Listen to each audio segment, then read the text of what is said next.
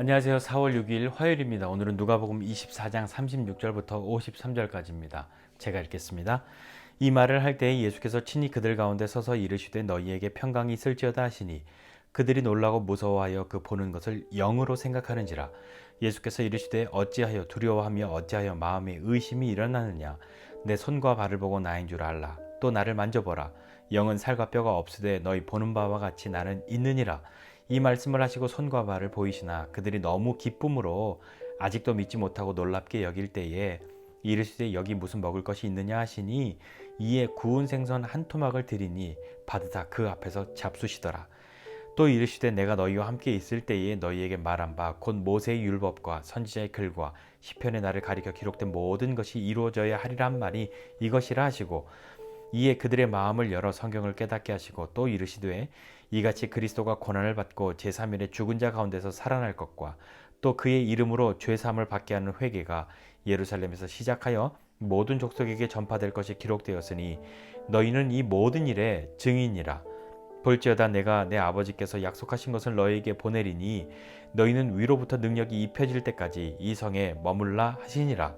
예수께서 그들을 데리고 베다니 앞까지 나가사 손을 들어 그들에게 축복하시더니 축복하실 때에 그들을 떠나 하늘로 올려지시니 그들이 그에게 경배하고 큰 기쁨으로 예루살렘에 돌아가 늘 성전에서 하나님을 찬송하니라. 아멘.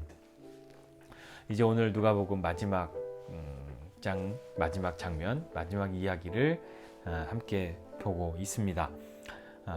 오늘 말씀을 보면 이 말을 할 때라고 시작하고 있는데 이 말이 무슨 얘기냐면 예수님께서 부활하시고 그 엠마오로 내려가는 두 제자들과 함께 동행하시고 그들의 눈을 밝히셔서 예수님인 줄 알고 그들의 마음이 우리가 정말 길에서 뜨거웠었어 하면서 다시 낙심하였던 그들이 용기를 얻어서 예루살렘으로 돌아가고 제자들을 향해서 자신들에게 일어났던 일을 이야기하는 그때에 예수님이 그 자리에 오신 거죠.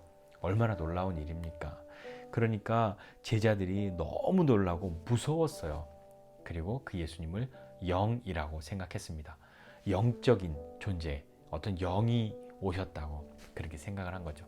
근데 예수님은 야, 니네 왜 무서워해? 왜 두려워해? 왜 의심이 있어? 나는 영이 아니야. 나는 육신도 살아났어. 육체로도 부활했어. 라고 말씀하시는 거예요. 손과 발을 좀 봐. 나를 만져봐. 영은 살과 뼈가 없지만 너희들 보는 것처럼 나는 있잖아. 그리고 보여주셨어요. 근데 제자들이 너무 기쁘긴 했는데 믿지 못하고 놀랍게 여기고 있었어요. 근데 거기 예수님이 야, 먹을 거 있니? 먹을 거 줘봐. 그런데 예수님이 그 먹을 걸 그 자리에서 막 드세요. 증명해 보이시려고 하는 거잖아요. 예수님은 셀프 증명을 하고 계신 거예요. 제자들에게. 왜 예수님은 어떻게 보면 약간은 굴욕적일 수도 있고 아니요, 그것보다는 너무 친절하고 정말 너무너무 어떤 젠틀하고 친절하게 이야기하시는 것만 같은 그런 느낌이 들어요. 너무 친절하신 예수님이에요. 얘들아, 나야. 나 영으로 부활한 것이 아니라 나 육신으로도 부활했어. 그거 이미 다 너희들이 모세의 글과 선지자의 글들과 시편에서 다 들었잖아. 다 이루어져야 한다고 했잖아. 그 말씀대로 이루어진 거야. 라고 예수님이 이야기하고 계셨죠. 그리고 그들의 마음을 열어서 성경을 깨닫게 해주셨어요. 그리고 그리스도가 고난받고 부활하고 그리고 죄사하는 회개, 그게 예루살렘에서 시작해서 모든 족속에게 전파될 거라고 그렇게 했잖아. 그거 지금까지 일어났던 그 약속의 말씀이 이루어진 것처럼 그렇게 이루어질 건데 48절에 너희는 이 모든 일의 증인이라. 예수님이 그렇게 말씀하셔요. 예수님이 이렇게 친절하게 자기 자신을 셀프 증명을 제자들에게 하신 이유는 제자들이 이 일의 증인이기 때문이에요. 말씀대로 이루어졌던 것, 그리고 그 말씀대로 그리스도가 죽고 부활하셔서 우리의 구주가 되신다는 것을 전해야 하는 증인이 되어야 하기 때문이고 그들이 증인이기 때문입니다. 그리고 그 뒤에 그냥 증인이가 알아서 해 하지 않고 49절에 약속하신 성령으로 능력이 입혀질 때까지 여기서 머물러 라고 말씀하셨어요. 그리고 승천하셨습니다. 제자들이 예루살렘으로 다시 돌아와서 성전에서 늘 하나님을 찬송하고 그 말씀하신 것이 이루어질 때까지 기다리는 사람들이 되고, 나중에 사도행전의 누가복음 다음에 곧바로 누가가 누가복음과 사도행전을 썼는데요.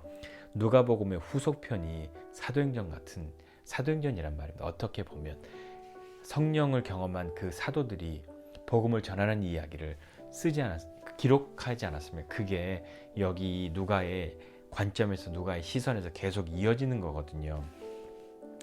그런데 왜 예수님이 이 일의 증인이야 너희가 라고 말씀하시면서 했던 그것을 한번 좀 생각해 보아야 할 거예요.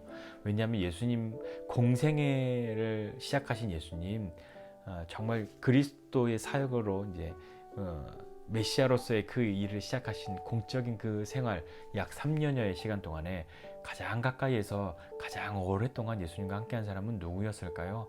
예수님의 제자들이었죠. 예수님은 앞서 우리가 살펴본 것처럼 점점 무리가 많아지는 것, 많은 사람들에게 지대한 관심이 있지 않으셨어요. 그분의 정말 관심은 집요하게도 그분의 제자들에게 있었습니다.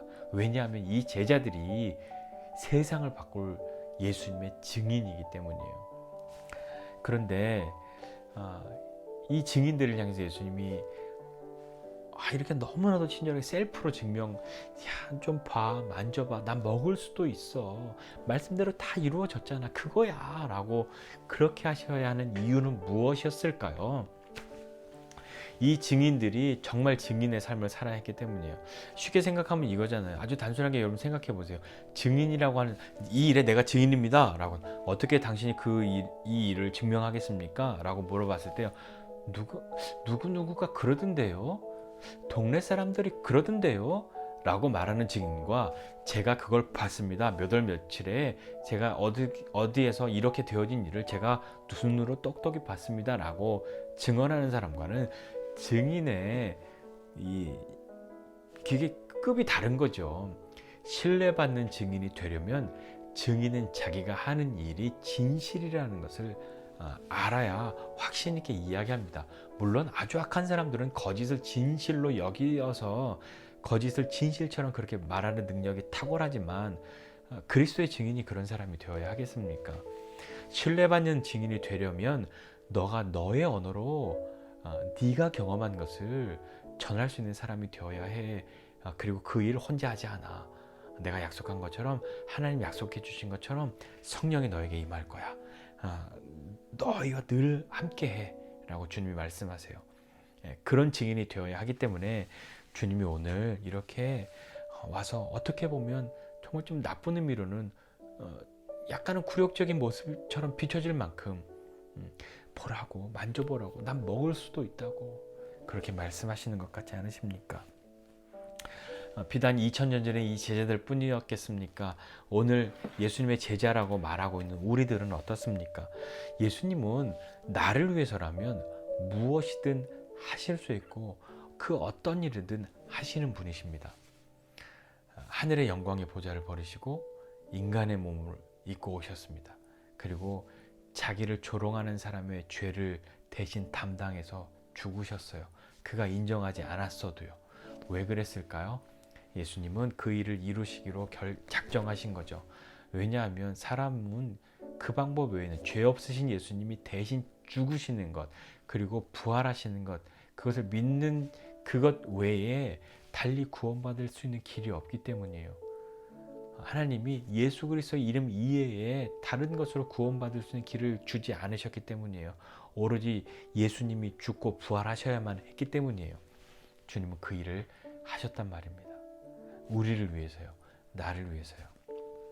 그분이 우리에게 요구하시는 것이 있는데요. 너희 이 일에 증인이 되어줘 라고 하시는 거예요. 그런데 증인이 되려면, 신뢰받는 증인이 되려면 정말 뭔가 증언을 하면서도 좀 재미있고 정말 미친 듯이 증언하고 싶은 사람이 되려면, 네가 증언하는 내용이 너의 이야기여야 해, 너의 언어여야 해, 네 경험이어야 해 라는 것을 말씀하시는 것은 아닐까요? 우리는 어떻습니까? 우리는 어떤 예수님을 믿습니까? 우리는 다 예수님 믿어요. 예수님 나를 구원하신 것도 믿고요. 예수님 어떤 분이시라는 것도 알아요. 그런데 그 예수님을 전하십니까? 전하는 분이 있고요. 잘 못 전하는 분이 있어요. 왜 그럴까요? 성격 탓이 저는 말을 잘 못해서요. 물론 그럴 수도 있어요. 그런데 중요한 것은 정말 예수님을 증언하고자 하는, 예수님의 일을 증인으로서 말하고자 하는 그 사람이 증언할 내용이 예수님에 대한 소문을 내가 들었던 것이냐, 아니 내가 보고 경험한 것이냐의 차이도 굉장히 크다고 생각합니다. 여러분, 그 제자들을 향해서 예수님 마지막에 뭐 하셨냐면요, 50절에 보니까요, 그들을 향해서 축복하셨어요. 그리고 승천하셨어요. 오늘 우리에게도 그러하십니다. 저는 성격이요, 그거 주님 앞에 고려사항이 아닌, 주님이 우리의 그 성격도 축복하세요. 우리의 경험도 축복하세요. 그래서 우리가 있는 그대로, 말을 못하는 사람은 말을 안 하는 것으로도 증언할 수 있죠. 말로만 증언하는 것은 아니잖아요. 우리가 늘상 이야기하듯이 자기가 사는 삶의 모양으로도 증언할 수 있잖아요. 우리는 어떤 증인이 되어야 하겠습니까? 나를 위해서라면 그 어떤 일이든 하셨던 그 예수님이 너 이 모든 일의 증인이어야 해. 그래서 너는 네가 알아야 해. 나를 좀 알아줘. 나를 좀 만나줘. 나를 좀 만져봐줘. 나를 확인해줘. 그리고 네가 확실히 알아줘. 확실히 믿어줘. 그래서 네가 담대하게 나를 이야기해 주어야 해. 죽고 부활하신 그 예수 그리스도 외에 구원받을 이름이 없다는 것을, 오늘 저와 여러분에게 주님이 말씀하시는 것은 그것 하나입니다. 예수님이 우리에게 오셔서 자꾸 자기를 증명하시려고, 우리와 무엇을 하시려고 하시는 것은 우리를 억압하시기 위함이 아니라 우리에게 예수님에 대한 소문으로 예수님을 아는 것 원치 않으시고, 예수님을 직접 경험할 수 있는 사람 되기를 원하십니다. 말씀을 읽으면서, 또 기도하면서, 예배하면서, 또 하루하루 삶을 살아가면서 하나님의 살아계심, 주님의 함께하심을 경험하는, 그래서 신뢰받는 증인, 정말 말하지 않고는 견딜 수 없는 증인 되는 저와 여러분 모두가 되시기를 주님의 이름으로 축복합니다. 기도하겠습니다. 하나님 아버지, 은혜와 사랑을 감사드립니다.